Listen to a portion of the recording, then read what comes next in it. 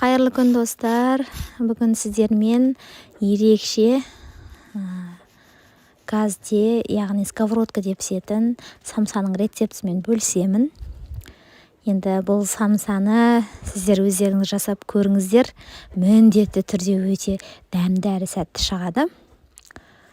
Сіздерден қолдау күтемін. Міндетті түрде менің каналыма тіркеліп, төмендегі подписаться батырмасын басып, қоңыраушаны басып алыңыздар. Менің видеоларымды үнемі бірінші болып сіз көріңіз. Мінекей өте ерекше дәмді болады. Сіздерге жасап көруге кеңес беремін. Ал енді сіздерге жасалу жолын бөлісейін. Ең бірінші біз қамырын дайындап аламыз. Бізге тұз және су керек. Судың температурасы маңызды емес, бірақ қатты ыстық су болмауы керек. Бірінші тұзымызды суға салып, жақсылап ерітіп аламыз. Тұзымыз әйтпесе ұнның арасында өте түйдек болып қалып кетпес үшін. Және бұған жұмыртқа қоссаңыздар болады, және жай ғана сұйық май құйсаңыздар да болады. Өз қалауларыңыз бойынша жалпы тестаның. Одан кейін біз осы суымыз дайын болғаннан кейін ұнның үстіне құйып, қатты қамыр емес, немесе қатты жұмсақ қамыр емес, орташа темпте қамыр дайындаймыз. Осылай қамырымызды жақсылап дайындап аламыз. Июн қандырып 5-10 минутқа қалдырамыз. Жақсылап июн қандырып аламыз міндетті түрде. Ортасында тағы да 1-2 қайтарып илеп қойсаңыздар болады. Міне осы июі қанған қамырымызды 4 бөлікке бөлеміз. Яғни кішкене ғана 4 бөлікке бөліп, оларды жұқа етіп жаямыз. Және әр жайған тестамызды, яғни қамырымыздың бетін сары маймен, немесе тоң маймен, немесе сұйық маймен майлайтын боламыз. Әр қайсын майлап болғаннан кейін, бір-біріне үстіне салып болғаннан кейін, ол қамырларымызды ораймыз. Рулетик формасына келтіріп орайтын боламыз. Яғни осылай бірінші қамырларымызды 4 бөлікке бөліп, кішкене июн қандыр бетін жаба тұрамыз, одан кейін барып жайлап жаюға кірісеміз. Міне осылай жұқа болып жайылу керек міндетті түрде. Осылай 4 бөлік қамырымызды осылай жайып аламыз. Немесе сіздерге басқа да жолы болса, осында бөлісе кетсеңіздер болады. Сұйық майымызды алдын ала ертіп аламыз микроволновкада, немесе судың қайнатып отырып, сол судың буында ерітетін боламыз. Осылай қамырларымыздың әр бөлігін, осылай әрқайсына біз майды жаға отырып, бір-бірінің үстіне қойып шығамыз. Міндетті түрде менің каналыма тіркеліңіздер. Сіздерге жаңа және міндетті түрде өзім пробамен жасап көрген рецептерді ұсынатын боламын. Және төменде описанияға қанша мөлшерде салу керек, барлығын жаза кетемін. Мінекей енді қамырымызды осылай рулетик формасына келтіріп орап шығамыз. Міндетті түрде арасында ешқандай ауа қалмауы керек. Ауа қалмайтындай қылып, өте араларын жақын қылып, жақсылап, яғни ауа қалмайтындай етіп, орап, міне осылай ұзын формаға келтіреміз. Енді бұның барлығын бірнеше бөліктерге бөліп шығамыз. Ал енді біз самсамыздың салмасын дайындаймыз. Салмасы негізінде өз қалауларыңыз бойынша. Мен осы асқабақпен самса жасайын деп шештім. Духовкада пісетін самса жасайын деп шештім. Ең бірінші біз пиязды жақсылап өте жіңішке формада турап аламыз.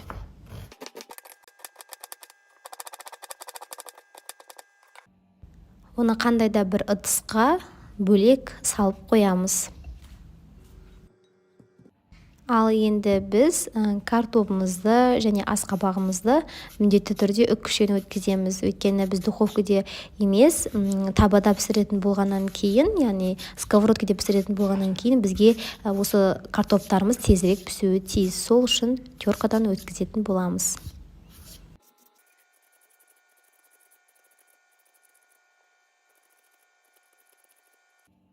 Ендігі кезекте асқабағымызды өткіземіз. Ең бірінші барлығын тазалап, жақсылап реттеп аламыз. Міне осылай асқабақтарымызды бірінен кейін бірін өткізіп шығатын боламыз.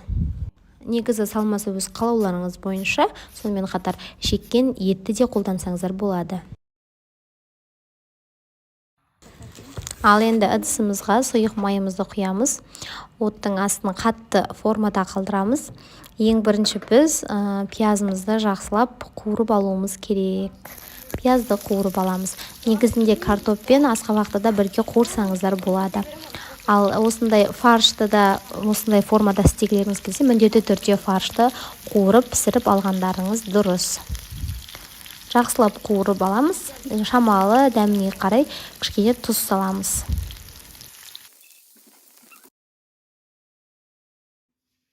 Осылай салманың барлығын дайындап болғаннан кейін енді жақсылап бір-біріне қосып араластырамыз. Жаңағы қуырылған пиязымызды саламыз және оның үстіне дәмдеуіштерімізді саламыз. Дәмдеуіштерге тұз, бұрыш және қандай да бір приправа яғни қоссаңыздар болады. Міне осылардың барлығын бірге салып, міндетті түрде жақсылап араластырып аламыз.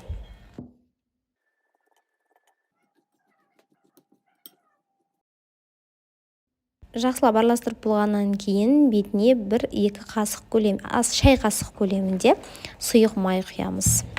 Негізі сұйық май құймасаңыздар да болады, оның орнына құйрық май қоссаңыздар да болады. Міндетті түрде бұл тек қана осы жаңа асқабақпен емес, сонымен қатар асқабаққа қосып сырмен де жасасаңыздар болады. Сырмен жасаған өте басқаша дәмдірек болып шығады. Ал енді біз тесталарымыздың барлығын дөңгелек формада жайып шығамыз. Дөңгелек формаға келтіріп жайып болғаннан кейін біз осы салмамызды салып, самсамызды дайындаймыз. Енді салмамызды саламыз. Өз қалауларыңыз бойынша, яғни самсаның өзі әрлеулеріңіз өрсеңіздер де болады, басқаша формада бүксеңіздер де болады, өз еріктеріңіз. Салмамызды салып болғаннан кейін барлығын бір жерге жақсылап жинай бастаймыз.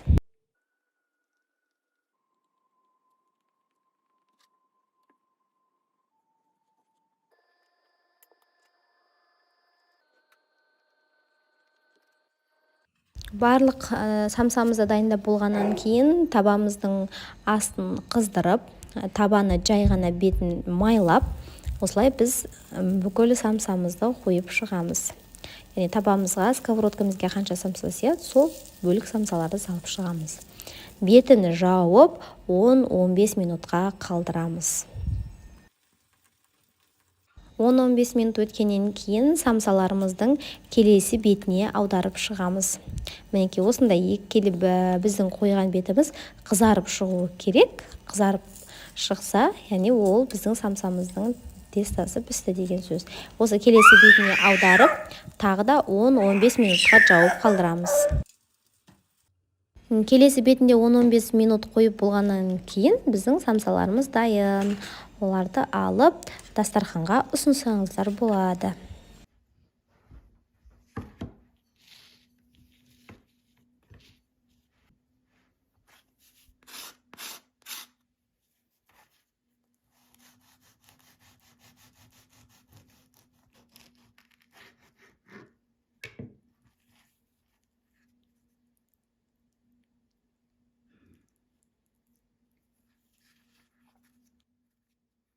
Мінекей, енді біздің самсамыздың арасында бөліп көрсеттім. Өте дәмді, әрі ерекше болып шығады.